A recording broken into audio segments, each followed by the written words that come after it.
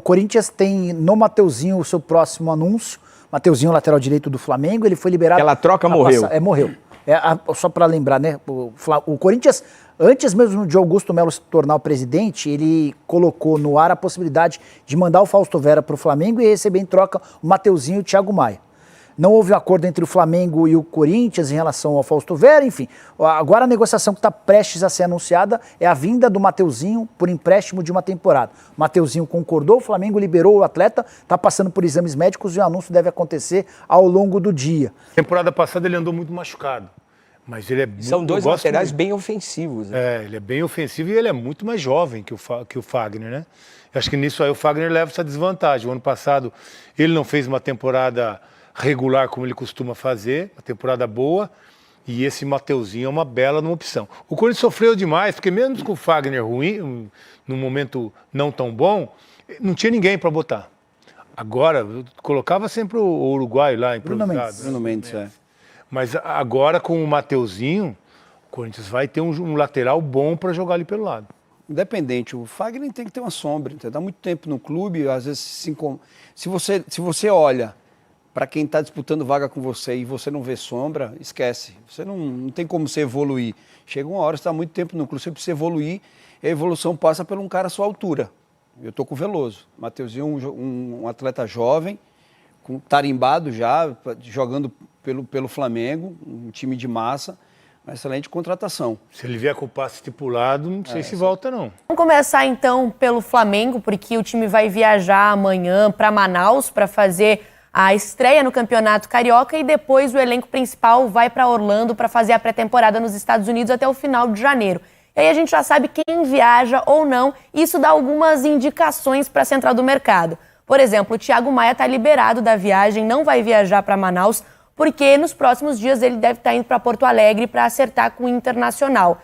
O acerto está muito próximo de acontecer, então nos próximos dias ele realmente deve viajar para fazer os exames. Bom, quem também não vai viajar é o Mateuzinho. Isso porque Corinthians e Flamengo chegaram a um acordo para o empréstimo do Mateuzinho por 1 ano. Mateuzinho aí que foi cobiçado pelo Bragantino. O Bragantino chegou a fazer uma proposta de compra pelo Mateuzinho. O próprio jogador não quis ir para o time de Bragança Paulista. E aí depois o Corinthians entrou no negócio, tentou fazer uma negociação envolvendo Fausto Vera e Thiago Maia. Não deu certo essa negociação, então o Corinthians fez a negociação só de empréstimo do Mateuzinho e aí sim deu certo. Ele deve viajar amanhã para São Paulo para fazer os exames e se tudo der certo, ele vai disputar ali vaga com o Fagner no Corinthians e vai assinar o contrato com o Corinthians de empréstimo. Valeu, Duda. O que mais surpreende é essa negociação do Mateuzinho, né? O Thiago Maia já estava bem encaminhado com o Internacional, né? Aparentemente em vias de ser viabilizada, porque o Inter está querendo, acho que o Flamengo também percebeu que talvez ele fosse perder um pouco de espaço com as contratações do Flamengo nessa temporada, acho que acaba sendo bom para todo mundo. Mas o Mateuzinho, imaginava que ele fosse brigar por essa posição de titular no Flamengo, né? Para muita gente, como para a gente, né? Mas a gente conversava aqui nos últimos tempos de que o Flamengo talvez fosse ao mercado para buscar um lateral, não foi até agora. Será que agora, a partir do momento que libera o Mateuzinho, ficando com o Wesley e com o Varela, o Flamengo está satisfeito ou vai tentar achar alguém no mercado aí que também não é fácil? Bom, vamos lá. Primeiro, sob o ponto de vista do Internacional, que está recebendo o Thiago Maia, perdeu o Johnny. Né? Eu acho que ele, nesse mantido 4-1-3-2, que é a base do trabalho que o Inter vem tendo com o Kudê, eu vejo o Thiago Maia encaixado como esse primeiro volante. Arangues ali. Vendo quase sempre o jogo de frente. O Arangues já tem se posicionado um pouco mais adiante. Tem que ver com as novas contratações agora se isso vai mudar um pouco nesse desenho, porque tem mais opções até de atacantes o Inter do que tinha na temporada passada. Mas acho que ele, pelo que mostrou no Flamengo, ele teve um pouco mais de dificuldade quando se posicionou um pouco mais à frente, recebendo a bola de costas, do que vendo o jogo de frente, se colocando no meio dos zagueiros, fazendo a saída. Eu acho que ele me parece que se enquadra mais aí. Bom, isso pelo ponto de vista do Inter. Pelo ponto de vista do Flamengo, as duas saídas me deixam uma mesma interrogação. Com a saída do Thiago Maia, o Flamengo, como característica de 5, de jogador para ser o 5, ele fica com Pulgar e Alan. numa temporada normal, estava bem servido. Mas sempre bom lembrar que o futebol brasileiro impõe aos clubes se defendendo por calendário, porque tem Copa América. Tem 9 jogos de probabilíssima ausência do Pulgar. E isso faz com que o Flamengo fique com um jogador com característica de 5, que é o Alan. Mesma coisa acontece possivelmente na lateral direita. Só uma dúvida, será que eles não estão pensando, como é que chama aquele menino que jogou algumas partidas? Igor Jesus. Igor Jesus. Pode ser. De repente eles estão apostando para esse período curto, né, como são Ele 9 jogos, na pior das hipóteses, né? Porque lembrando que o Alan vem de uma... O Chile precisa ir até a final para aquele... 9 jogos no máximo. Lembrando que de repente, esse período ele pensa, ó, tem o Alan e mas tem o Alan Igor vem de uma Jesus, temporada de recuperação de lesão, não teve tantos jogos. Quando começar o calendário a andar, tem que ver como ele vai reagir. Evidente que tem tudo para andar naturalmente. Fez a pré-temporada, vai se preparar. Mas eu acho que fica aí um ponto de atenção. Na lateral direita, primeiro que o Mateuzinho foi a segunda tentativa do Tite, né? Ele chega, tem o Wesley de titular, ele mantém por uns jogos.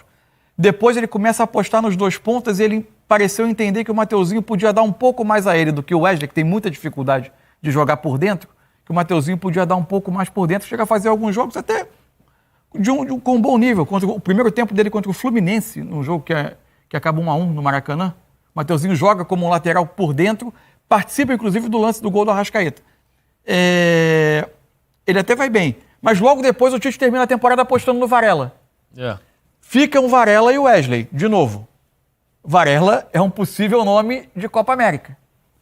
Então, uma outra interrogação que o Flamengo vai ter em termos de quantidade. O que você está falando, então, Mansur, é que o Flamengo deveria ter 3 times essa temporada. Não, 30 jogadores de linha, mas eu acho que dá problema isso também, né? Para você ter 3 jogadores de cada posição no mesmo nível.